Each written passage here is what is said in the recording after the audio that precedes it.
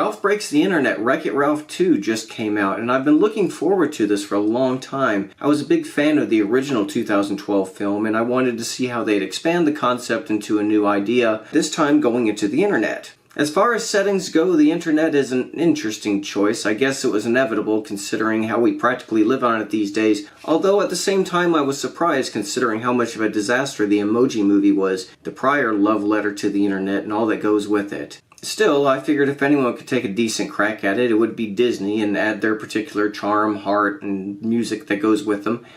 And overall, a lot of it worked. There were a couple issues I had with this film.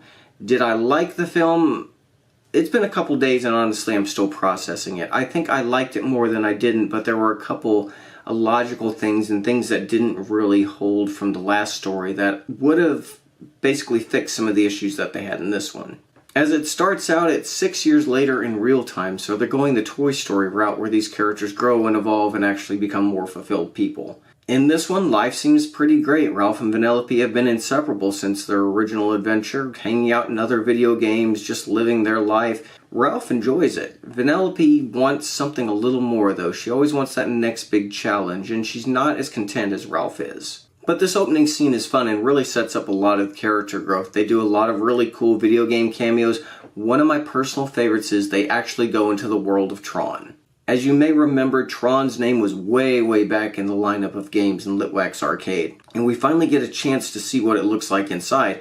And it's awesome. It was one of the moments where I sat up and just got really excited because I do love everything about Tron. There was a disappointment though. I will admit I was bummed out that Bruce Boxleitner did not make a cameo appearance as Tron. He's referenced, but you never see the character, you never hear his voice. And you know what? I'm just gonna actually settle a rumor right now that was in development forever for the sequel to Wreck-It Ralph 2. Mario is not in this movie. I know it was all but promised that he would make an appearance in this new movie. Even Bowser doesn't make an appearance in this. So apparently Nintendo did not want to play nice with this movie. But during one of the nights, Vanellope expresses that she loves her racing game, but she'd like more out of her life. She's not content like Ralph, who's just perfectly fine hanging out with his best friend and just enjoying life. No longer the bad guy, has a greater sense of purpose. As far as he goes, he's good. Ralph, being the good friend that he is, goes into her game and carves out a new pathway. This is nothing new. If you remember the first movie, Ralph invited Q*bert and his friends to hang out in the Fix-It Felix arcade game, adding a whole new twist in which the customers loved. So Ralph's idea made sense. He just adds some new courses in there, Vanellope would be happy,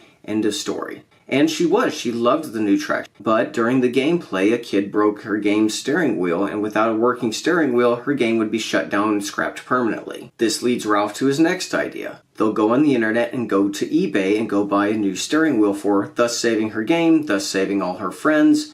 Problem solved. As far as plots go, this all makes sense, and now we get into the world of the internet and all the internet-based jokes that go with that. And that's a mixed bag, to be honest. This film is firmly rooted in 2018 with all of its references, pop cultures, memes, and everything else that go with it. Instantly, you are knee-deep in websites and memes, although no real emojis. I wonder why that is. However, Ralph and Vanellope are committed to getting this steering wheel, and they do. However, it costs real-world money, which, being video game characters, neither one has. So they try other options to earn money fast because they only have 24 hours before they lose their item. One of the options that they try is this online game called Slaughter Race, which is a Grand Theft Auto type game. Vanellope seems interested in it because she has the freedom to drive however she wants to. Regardless, both are still very committed to finding a steering wheel and going back to Litwack's arcade. The next option is checking out a website called BuzzTube, which is a combination of exactly what you think it is. At this point, Ralph is totally committed to making a series of demeaning, humiliating, embarrassing videos so that he can earn likes. Likes in this are money.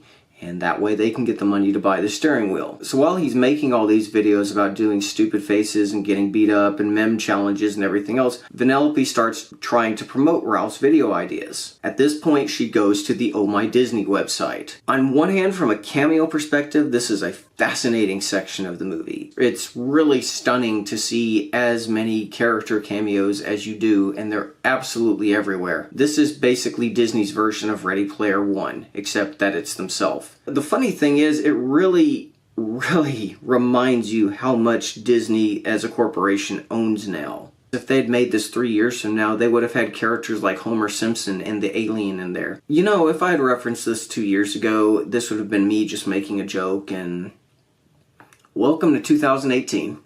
Of course, you can't mention this scene without mentioning all the Disney princesses. This is the one scene that the internet has declared in all its hyperbolic glory that this is everything.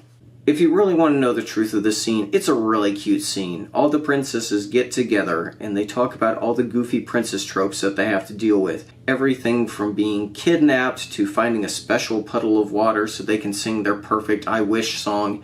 And it's really funny. I just was delighted about it. And I think the scene that really sold it for me is that it had every single voice actress from The Little Mermaid forward, all reprising the roles. And that, as a Disney fan, was really, really cool for me. Vanellope takes this water thing to heart, finds her own special puddle, and finds her own special I Wish song.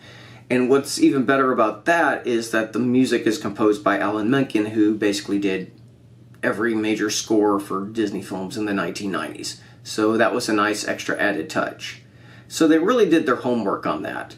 But I think this is also the scene where everything really started to shift. All of a sudden, Vanellope decides that Slaughter Race is all that she's ever wanted and everything she's wanting to be. All the while, Ralph is still doing everything he can to rack up likes so he can go buy her steering wheel, and he makes good on his promise. At the end, it still seems a little weird to me. She's willing to leave all her friends and all her responsibilities behind on the basis of one conversation. Remember that she is the leader of her own kingdom, the Princess of Sugar Rush, or as she calls herself, President. She's willing to just drop all that, and she's the lead racer in her game, but she's like, there's 15 other racers. That would be like Ryu or Mario saying, nah, I'm good, and just walking out of their game, let everyone else handle their game. And don't take this as me just being negative to the whole situation. I mean, there's a difference between dreams and putting yourself in a sketchy situation with no guarantee that'll work.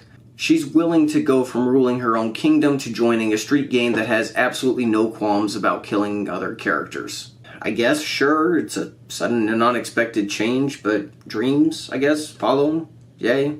Despite that, I do think the relationship between Ralph and Vanellope is great. They do genuinely care about each other. They're two misfits who found each other, no one wanted them, and they have become true, very loyal friends to each other. Ralph, after some hesitation and a giant plot twist at the end, he does come to accept their decision and goes with it. I personally think it's still a little too 180 for this film, but pathos, I guess. Is that what they're calling it these days? Ralph's trip into the internet represents the World Wide Web in a very accurate way, but it also is so accurate that it highlights everything I dislike about internet culture. They do show the superficiality of the like culture, corporate sponsorship, spam, pop-up ads, everything that makes up the internet, but we just have to deal with it because it's not going anywhere. In a lot of ways, I find that sadder than the conclusion of the film. Is Wreck-It Ralph 2 worth your time? I really enjoyed the characters from the first film, and I really liked seeing their adventures expand. Like Toy Story, the passage of real time allows these characters to grow into their own people, and I think that's a really nice transition. I do think the corporate sponsorship was out of control in this film. I'm not one of those people who really goes crazy if I see too many ads in a movie, but every major internet player was referenced and shown, and it's like, is it accurate? Yes. Do I necessarily want to see it in a movie? Not necessarily. I get the message that they were trying to convey, that people grow up and change and go their own way but can still stay together. It seemed like the hero's quest went from I'm all on board for this to no, I'm not, I'm done, goodbye. That's it. And deal with it. So I was bummed to see that happen. I think I would have liked Ralph more if they'd stayed closer to the original concept of these two characters jumping into various video games and reacting to it, because now they can basically go anywhere within the arcade, but the internet has allowed them to expand into so much more. They could go into computers, they could go into consoles, and really experience this. And I think 1980s arcade character and in just as old 1990s arcade character, seeing this new world where all this weird, crazy stuff happened. And I mean, you could go into like your Warcrafts or your Sims. I did think the bunny pancake kitty milkshake thing was really funny. I wish they had just gotten more into that aspect. Wreck-It Ralph 2 has some great moments, it has some pointed commentary. I just don't think it's as strong as the first film. And that's my thought. So I will definitely see you that next time. Take care.